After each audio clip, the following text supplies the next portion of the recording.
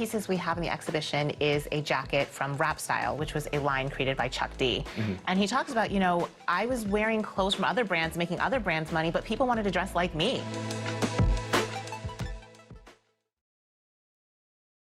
Good morning and welcome to Washington Post Live and another in our series on race in America, co-produced with the Capehart podcast. I am Jonathan Capehart, associate editor for the Washington Post.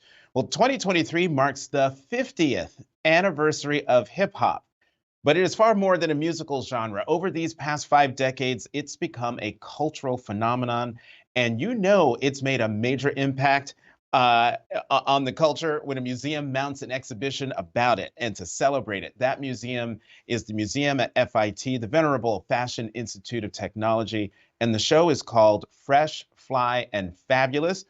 Fitting name for an exhibition that looks at hip hop's influence on fashion. Joining me now are the co-curators of the Fresh, Fly, and Fabulous exhibit, Elizabeth Way, Associate Curator of Costume at the Museum at FIT, and Elena Romero, Assistant Chair of the Marketing and Communications Department at FIT, and author of Freestylin', How Hip Hop Changed the Fashion Industry. Elena and Elizabeth, welcome to Capehart on Washington Post Live. Thank you so much for having us. Thank you.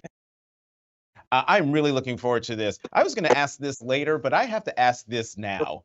When I think hip hop, I don't think the 1970s, because for me, that's Marvin Gaye, Earth, Wind and Fire, disco, Donna Summer.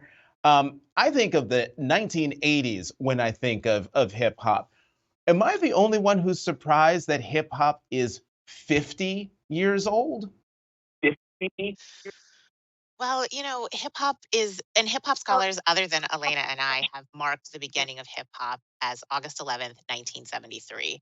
And that's when Kool Herc threw his very famous Back to School Jam for his sister Cindy. And that's when we start to see the technicalities of this musical style developing. But as Elena and I show in the exhibition, early on, we see those influences in the hip hop fashion from funk, from disco. Throughout the 50 years, hip hop heads, these creative kids were always pulling from mainstream culture, always very aware of what was going on around them. And so, Elena, you had this wonderful quote in the New York Times. You said, quote, "Fashion is the original sixth element of hip hop. Aspirations become a reality through what we wear. From nameplates to chains, it's a way of being seen, and wearing the right clothes is a way to announce yourself to the world." Is giving that sixth element its due what inspired you both to create this exhibit? For me, this was an extension of a body of work that I had been doing in the 1990s as a fashion reporter for Women's Wear Daily and DNR. I covered this market really at the point where we saw it transition from being a mom and pop and regional specialty store business to being a department store and international business worldwide. We were able to see that by 2002, this had become a $58 billion industry. And so the industry overall has seen quite about a benefit from it, having the celebrities move from just endorsers to actually creating their own lines. I'm trying to find in my notes here, if I remember right, Elena, as part of the exhibition, your own nameplate is part of the exhibition. Yeah, I'm proud to say I'm 50 with hip hop. So this is a part of my culture. I'm part X, which is notoriously known for the creation of hip hop here in New York City. And so my brass buckle nameplate is found in the exhibition. I actually donated to the museum at FIT, along with my name ring that was given to me by my mother in the late 80s. Wow. Wow. I'm trying to find, because I skipped ahead and asked the 50-year question, so now I've lost my place. All right, so Elizabeth, hip hop style is more than baggy jeans and gold chains and nameplates and belt buckles. Your exhibition argues that, and I quote here, the genre's artists and fans transformed and popularized streetwear, athleisure, and logomania, to name only a few significant and enduring fashion movements. So then, and we're seeing some of the fashion on the screen. So what would constitute hip hop style today? Well, for me, I define hip hop style as any style that's worn by a hip hop artist, a person who identifies with the culture. Um, as long as that person self identifies with hip hop, what they're wearing is hip hop style. So that means it could be gowns on the red carpet, it could be throwback styles to the 1990s, which we're seeing a lot of today. Um, it could be a suit and tie. All of these things encompass hip hop fashion. Oh, wait, hold up. I'm in suit and tie. So would this come on now. Would this count as hip hop culture? If you are representing hip hop in your suit and tie through your attitude, through what you're doing, through your state of mind, then it is 100% hip hop fashion. Okay, that's what you say, Elizabeth. But Elena, is this hip hop style? Because I'm the last person anyone would see as having any kind of hip hop style. I mean, that's a wonderful question. And as Liz mentioned, it's not so much about a particular brand or a particular cut, but rather also how it's wearing, your attitude and how you present that. Uh, for example, many people, when they think of hip hop style, they're kind of stuck in the 1980s with baggy jeans and logoed merchandise. But there's a lot of misconceptions. There are many elements of tailored clothing. If we look at it and examine it through history, there's quite a bit of custom or what we call one of ones today. So there are many elements of tailored, but quite frankly, your attitude and how you wear it and how you accessorize it will ultimately land you that label if you are wearing it in a hip hop fashion or not. Uh-huh. I'm still having there's no way I could have that much attitude and moxie to have hip hop style. But Elizabeth, um, and let's keep talking more about the style and to the point that Elena was making about the attitude, because hip hop fashion is a reflection of Black and Latino identity and creativity, is it not? Absolutely. Explain, go further into that. Absolutely. So, hip hop was created in the South Bronx, 1973. We're talking about communities of color, African American communities, but also this wide kind of diversity of Black communities. We see a lot of influence coming up from the Caribbean, and a lot of that influence is taking European and British style and taking it up into New York City. We see Puerto Rican influence. All of these people are coming together, and this is a time in New York City where they are they're facing poverty, they're facing unemployment, they're facing urban redlining. All of New York is kind of suffering in the 1970s, but communities of color are especially feeling this. White flight is taking place. And then, of course, we have the crack pandemic coming on in the 1980s. A lot of things are happening. But these young kids are turning all of this, all the situations they're living with, they're fueling it into their art, whether they're rapping, whether they're dancing, whether it's aerosol art, communicating visually. And so rap music has always been about kind of documenting what's happening at the moment, and the clothes reflect that as well. So it's the creativity of Black and Brown communities who mainstream society is doing their best at this time. Some might argue still doing their best to make them seem invisible. So through their style, through their art, they're making themselves visible. Elena's nameplate belt is an amazing example of that. Literally putting your name in metal letters is a way to declare your presence and your visibility. And that gets to a quote that Sasha Jenkins says in the LA Times. This was back in 2018, and Sasha Jenkins directed the 2015 hip hop fashion documentary Fresh Dressed. And Sasha says, talking about, just the placement of the hip hop community and why fashion was so big. Sasha says, because when you don't have much ownership over where you can land in society, your financial situation, your educational situation, the one thing you can control is the way you look. And Elena, I would love for you to take that ball and run with it, because the roots of hip hop fashion is in wearing your quote Sunday best. Talk about that and explain what Sunday best means.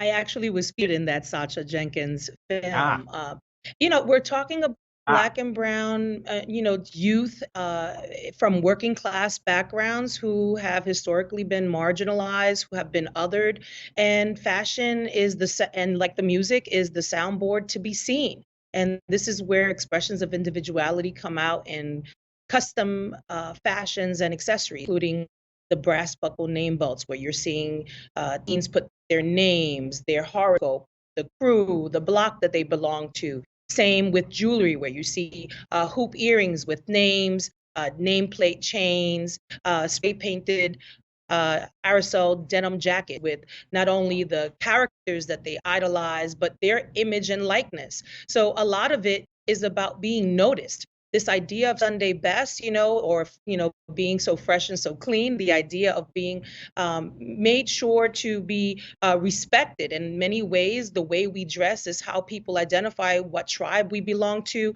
and if we're accepted in one particular space or another. There's also a quote from you in that LA Times story where you say fashion was a way to showcase your aspirations or your abilities to make it or make it out. Talk more about that. Sure. So, growing up, many of us watched shows like Robin Leach's Lifestyle, The Rich and Famous. That was our That's right. inside look as to what affluence and wealth looked like.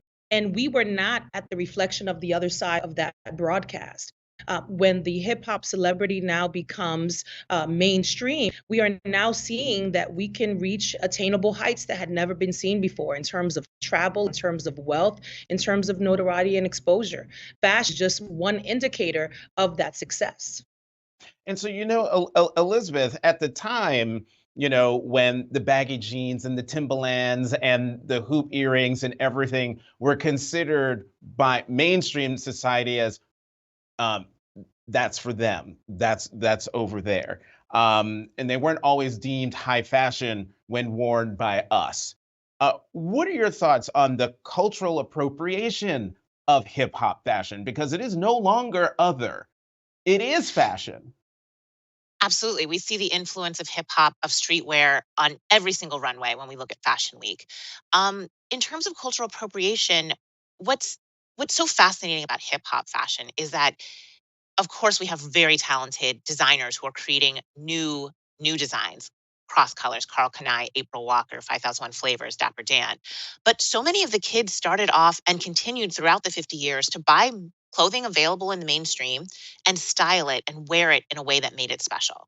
So they're taking the same clothes that every other teenager in America has access to, but they're putting it on their bodies. The fact that it's a black or brown body makes a huge difference in how it's perceived, but they're also styling it oversized or accessorizing it in certain ways that are unique to their communities and to hip hop culture. And I'll also add that this did not look the same in New York as it looked in Atlanta, as it looked in Detroit, as it looked in LA. We have so many kind of different hip hop styles. Um, the the transition from hip hop to high fashion, at first it was just high end designers looking at kind of these most significant tropes. We have a piece in the exhibition that is a Dookie chain designed by Karl Lagerfeld at Chanel from 1991. So incredibly early for a company like Chanel to be taking inspiration from hip hop. What we don't see in that time are designers like April Walker across colors in the magazines being recognized by the mainstream fashion industry. So appropriating hip hop style is, I mean, it really started to take off in the 1990s when hip hop became mainstream, when hip hop was popular culture, especially for youth. And any artist, any designer, they want as wide an audience as possible. White teenagers are buying hip hop albums as much or more than teenagers of color.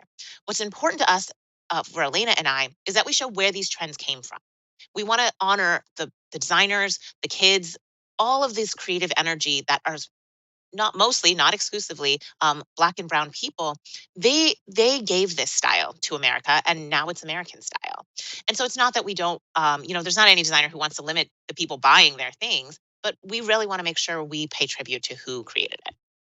Right, right. And I'm just also the other thing among the many things you donated to the exhibition, Elena, is your daughter's turquoise Reebok freestyle sneakers, the 5411s, because that was the price, including tax, of, of the sneakers. Yeah, Um, absolutely. I want you to pick up Early on. sneakers create.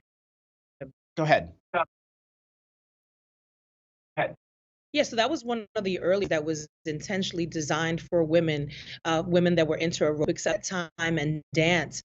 That sneaker has been and existed and continues to be relaunched. And so the sneakers that we have in the exhibition are iridescent turquoise sneakers. And of course, the slang terminology of 5411s really comes from the price tag of $54.11, the ultimate price tag after New York sales tax. Shop and buy those sneakers in stores like VIM in New York City. Wow, VIM. I have not heard that store's name in I don't know how long, but I can see the sign above the store. Um, I want you to pick up Elena on what Elizabeth was talking about in terms of um, of main quote unquote mainstream high end fashion houses appropriating hip hop style, but talk about the significance of Sean Combs and what happened in 2004. Why was that a watershed? What was that watershed moment, and why was it a watershed moment? Well, I think, for a long time, the fashion was looked at being more of a trend, something that was going to be short-lived. And we saw longevity early on. These brands at trade shows like Magic International in Las Vegas were making multi-million dollar sales season after season. That we saw Sean Puffy Combs enter the market, he ended up showing not only the traditional casual sportswear that we had traditionally seen in terms of denims, knits, and velours, but now we're seeing kind of a more adult, more mature look and interesting silhouettes that we had not seen before. When Puffy comes on, he has an all-black male fashion show for 7th on 6th that is quite remarkable. And of course, he becomes the first African-American designers to win a CFDA award, really marking a very pivotal moment, not only in hip hop style, but in fashion overall. And so then Elizabeth, when Sean Combs won that award, what was the impact of that going forward?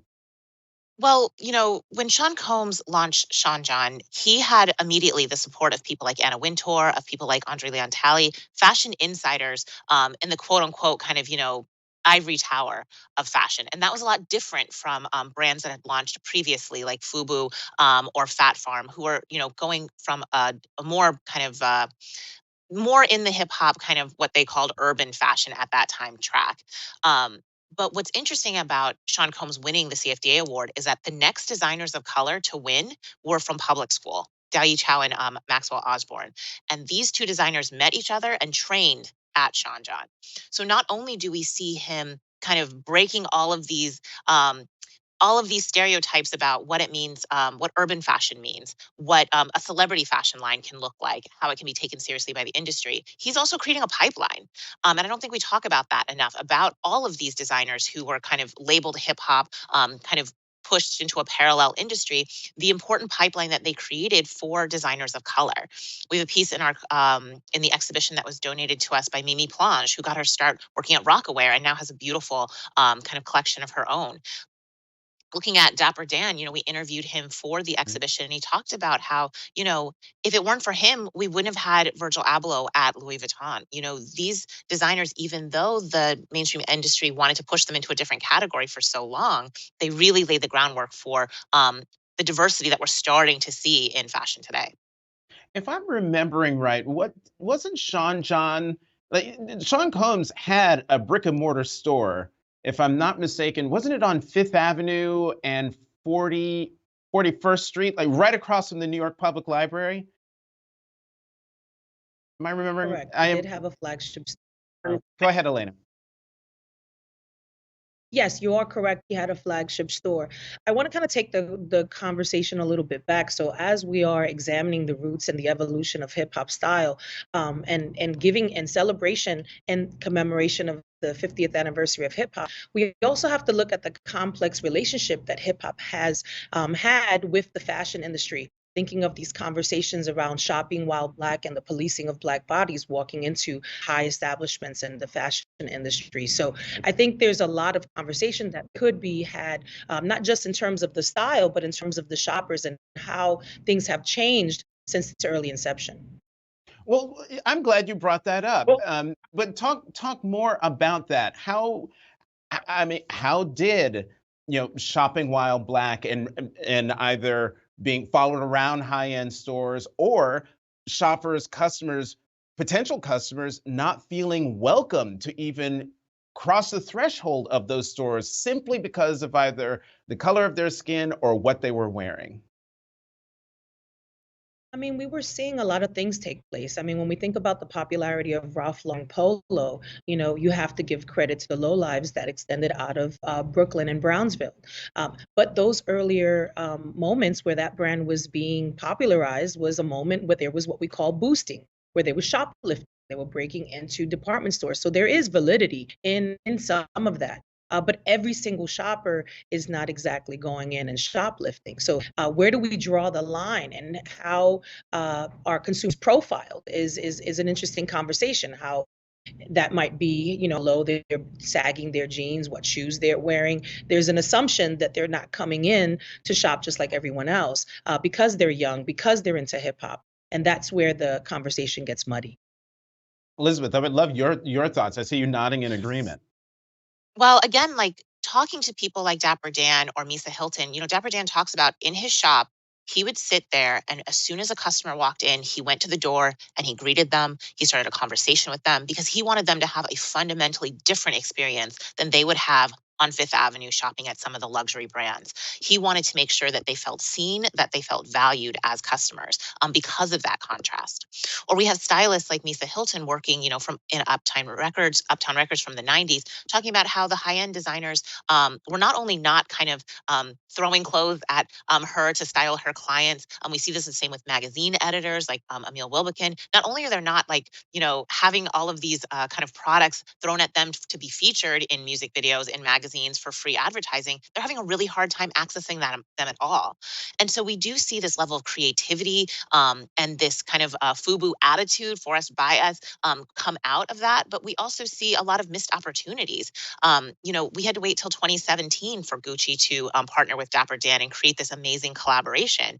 But what he did in opening up this dialogue between European luxury labels and American streetwear has been incredibly influential. And it was a lot of, I mean, it was just racism. It was just kind of prejudices against this customer base and the assumptions that people made about them that really limited a lot of creativity and growth that could have happened in the fashion industry. And so then, Elena, given what Elizabeth just said, have you seen or has there been any improvement in that treatment, in that outlook, in the acceptance of hip hop? Of hip hop. Absolutely. Really, no choice. I mean, what we've seen is that hip hop style is American style, and rappers are part of America's story. We cannot continue to ignore them. So, over time, where artists had to dress themselves because they didn't have access to designer brands, now they are being, ushered in not only to sit on the front row and participate as models in runway shows, but now they're doing a lot of collaborations with luxury brands that they idolize. I mean, I think a lot can be said not only in terms of the legacy that Virgil Abloh left behind, but the naming of Pharrell as the head of Louis Vuitton and the creative direction. Oh, right. That took me by surprise. Did it take either of you by surprise? Pharrell? Really? Can't hear you, Elizabeth. I mean, now? Try Can again. you? Yes, Okay, I was just great. Pharrell has a long history of working with brands like Chanel and Louis Vuitton as a spokesmodel. He's of course noted for his personal style, and he has successful companies like Billionaires Boys Clubs and Ice Cream. But I think the Washington Post's own Robin Gavin did a really thoughtful piece on kind of what it means for a celebrity to step into a design role like that. So I'll let Robin kind of her words speak for themselves, but it certainly does speak to how important hip hop is for these luxury brands in their marketing, in their customer bases, and how they need to position themselves socially and culturally. So, Elena, we've talked about musicians.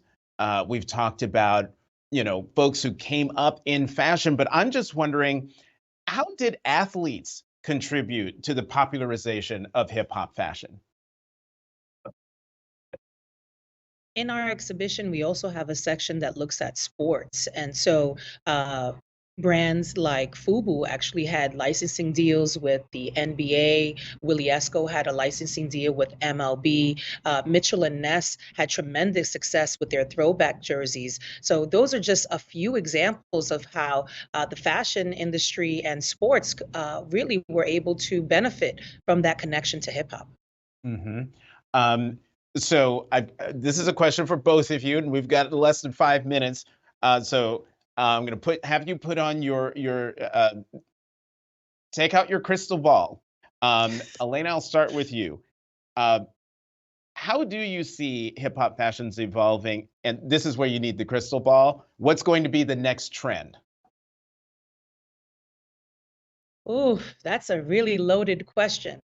I'm going to go out on the limb and think about how these luxury brands are going to start financing and supporting the celebrities in their own business ventures. I think, one of the missing links here in why so many brands have not always succeeded long term is this idea of infrastructure and finance. And I think if celebrities are doing collaborations with the brands, it'd be interesting to them to go one step further and actually support them in creating their own brands and moving them into that next stage of their careers.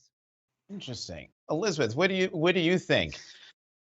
So Elena talked a lot about business, trends in business. If I'm thinking aesthetically in terms of fashion, we've already seen this amazing push from Gen Z towards gender fluidity, towards androgyny, this adventurous way of dressing that in which gender is no longer kind of this limiting factor. And so I think we're going to see a continuation of that in a huge way. We've also seen hip hop style kind of just grow and grow and grow in terms of luxury, in terms of kind of this over the top luxury. And I think that we will see a reverse of that in, the way fashion always cycles out. We've already seen a lot of 1990s and 2000s inspiration. I think we'll go even further back, maybe to the 80s or even the 70s in these trends. But these are just my speculations. This has been a fascinating conversation. The biggest thing I took out of it is that I could actually be considered hip hop.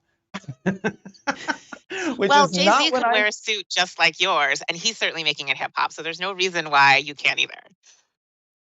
That is a fair point. This has been really terrific, and I wish we had more time. And I can't wait to get up to New York to see the show Elizabeth Way and Elena Romero. The exhibition at the museum at FIT is called Fresh, Fly, and Fabulous, just like this conversation. Thank you both very much for coming to Washington Post Live. Thank you so much for having us. All right, and thank you for joining us. To find out more information about upcoming interviews and programs, please go to WashingtonPostLive.com. Once again, I'm Jonathan Capehart, Associate Editor at The Washington Post. Thank you for watching Capehart on Washington Post Live.